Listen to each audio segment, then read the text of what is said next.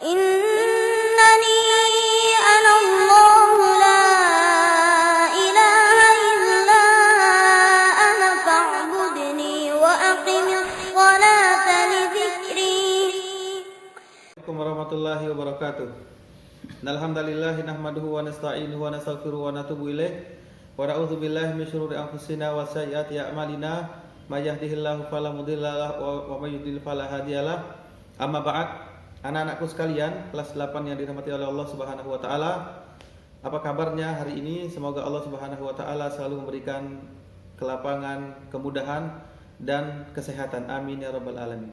Insyaallah pada pertemuan sekarang ini kita langsung akan masuk ke pembahasan kitab fikih kelas 8. Insyaallah nanti akan kita bahas bab salatut tatawwu, yaitu bab salat sunnah.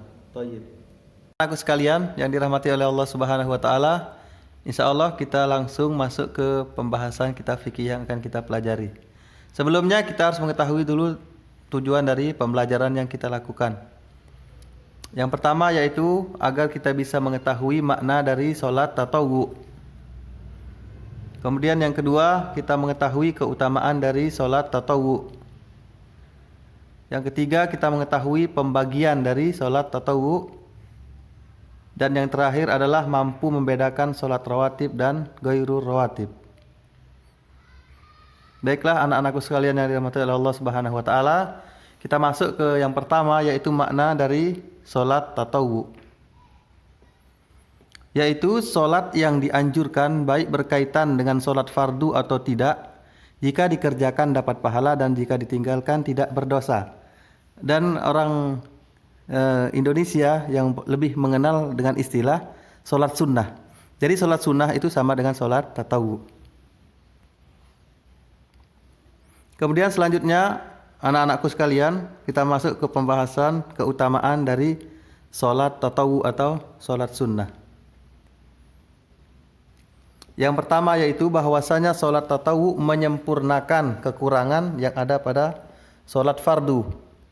Hal ini sebagaimana disabdakan oleh Rasulullah sallallahu alaihi wasallam dalam hadis beliau, inna awwala ma yuhasabu bihil abdu yaumal qiyamati min amalihi salatuhu fa in saluhat faqad aflaha wa anjaha wa in fasadat faqad khaba wa khasir fa in intaqasa min faridatihi syai'un qala rabbu azza wa jalla unzuru hal li abdi min tatawwu'in fayukammilu minha man taqasa minal faridah summa takunu sa'iru a'malihi ala hadha. Rasulullah sallallahu alaihi wasallam bersabda, sesungguhnya amalan pertama kali yang dihisap pada seorang hamba pada hari kiamat adalah salatnya. Maka jika salatnya baik, sungguh ia telah beruntung dan berhasil, dan jika salatnya rusak, sungguh ia telah gagal dan merugi. Jika berkurang sedikit dari salat wajibnya, maka Allah Ta'ala berfirman, lihatlah apakah hambaku memiliki salat sunnah, maka disempurnakanlah apa yang kurang dari salat wajibnya. Kemudian begitu pula dengan seluruh amalannya. Kemudian anak-anakku sekalian yang dirahmati oleh Allah Subhanahu wa taala, keutamaan salat tatawwu yang lainnya di mana Allah Subhanahu wa taala akan membangunkan rumah di surga. Hal ini dijelaskan oleh Rasulullah sallallahu alaihi wasallam dalam sabda beliau, "Ma min 'abdin muslimin yusolli lillahi kulla yaumin sintai asyrata raka'atan tatawwu'an ghairu faridatin illa banallahu lahu baitan fil jannah." Tidaklah seorang muslim mendirikan salat sunnah ikhlas karena Allah Subhanahu wa taala sebanyak 12 rakaat selain salat fardu, melainkan Allah akan membangunkan baginya sebuah rumah di surga. Anak-anakku sekalian yang dirahmati oleh Allah Subhanahu wa taala, dengan mengetahui hal tersebut, semoga kita bersemangat memperbanyak melakukan salat tatawwu. Kemudian selanjutnya anak-anakku sekalian, kita masuk ke pembahasan macam-macam salat tatawwu. Bahwasanya salat tatawwu ada beberapa macam. Yang pertama adalah sunanur rawatib atau sunnah-sunnah rawatib.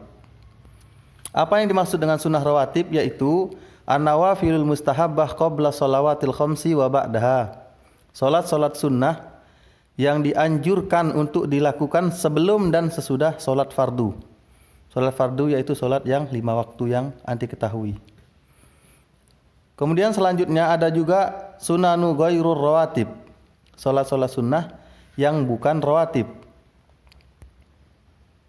Pengertiannya yaitu an-nawafilul mustahabbah ghairu murtabitah bis salawatil khams.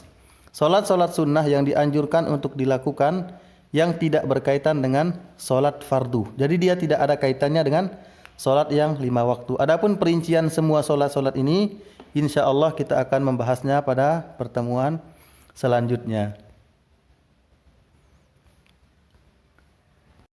Baiklah santriwati semuanya yang dirahmati oleh Allah Subhanahu wa taala, itulah pelajaran yang kita bisa ambil pada pertemuan kali ini.